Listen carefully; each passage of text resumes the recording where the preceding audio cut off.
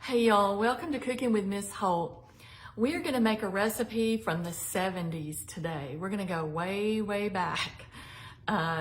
Long time ago, further than I hate to admit that is. So it's actually made with a mix. And we're gonna use this butter golden Duncan Hines cake mix. Now, I did another video about this, so you'll see this somewhere else along the way, but this cake mix is 15¼ ounces. Well, back in the 70s, cake mixes were, 18 ounces or more.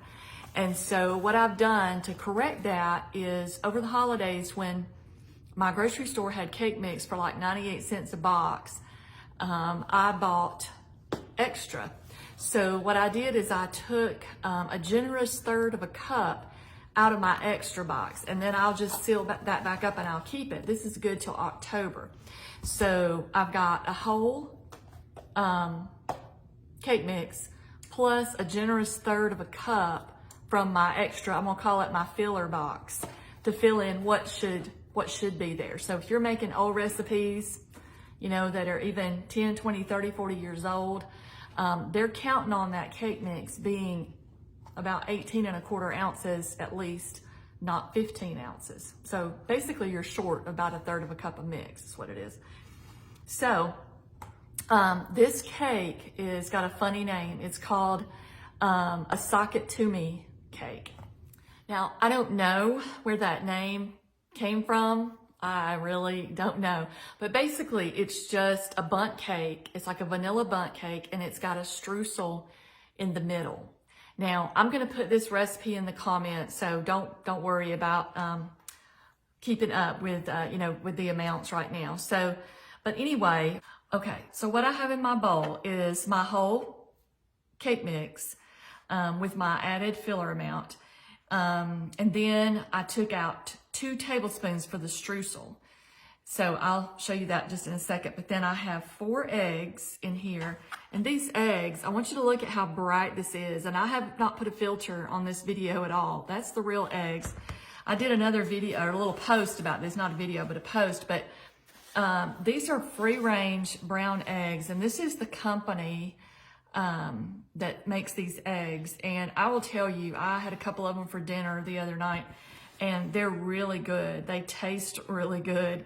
Not only, do they cook well, but they taste really good. And some store brand eggs, if they're really light in color, to me, it's been my experience, if they're really light in color, they don't have very much of a taste to them. But these are just really, really bright. So anyway, so I have 4 eggs. I have 1/4 cup of sugar. I have 1/4 cup of water, and I have a cup of sour cream.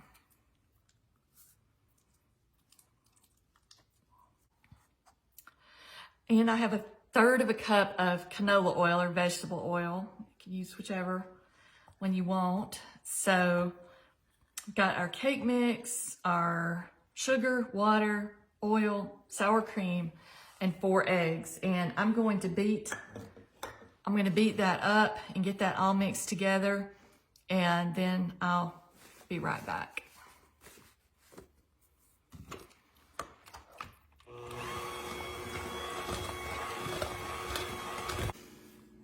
Okay, y'all, I got all that mixed up. I sprayed this Bundt pan. And this is a heavy Bundt pan. You really always want to have a heavy Bundt pan, and you really need to spray them. I don't use Cook and Spray very often, but I do for Bundt cakes because the creases will stick. It'll cause your cake to stick if you don't spray it. So it's said to pour 2/3 of your batter into your Bundt pan, which I did. This streusel mix right here is 2 tablespoons of reserved cake mix, a cup of chopped pecans, 2 tablespoons of brown sugar, and 2 teaspoons of cinnamon, but I'll put all that in the comments. So, and I used a food chopper. I have a little Cuisinart, little 4-cup, food chopper, and I just chopped them in that. So, and that's my, my Stuckey's pecans. I love Stuckey's pecans. So I had the halves, and I just chopped them up. So anyway, I'm just gonna sprinkle this over the batter. And you just want to sprinkle it even. You can spread it out if you have to.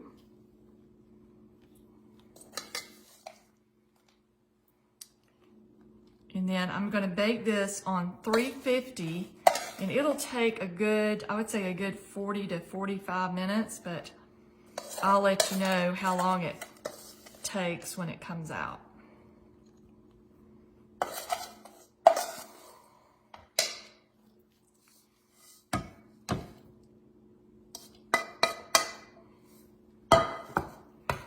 Okay, and then I'm just gonna pour this batter back on the top. So this is like the last third, because they wanted 2/3 on the bottom.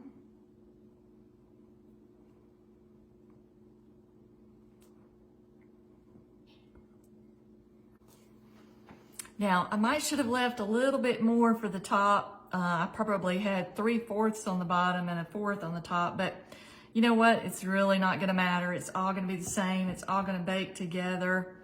But I probably had a little bit too much on the bottom. But anyway, so you want 2/3 of your batter, and then the streusel, and then the other third of the batter. Okay.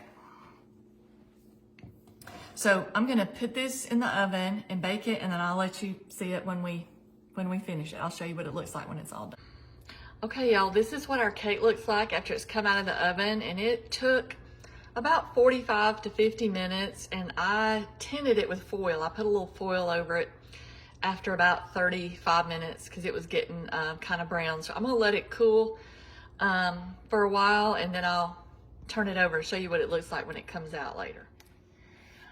Okay, y'all, this is our Sock It To Me cake, and it just came out. Thank goodness it didn't stick. Now, my husband is holding the phone for me, so I can glaze this, and this is just powdered sugar and water. You know, it's about a cup of powdered sugar and enough water to just dissolve it, and you just want to go around like this, and there's no particular pattern, and your glaze just needs to be, you know, sort of a consistency like Elmer's glue, I guess, kind of like that. And you just want to drizzle it on.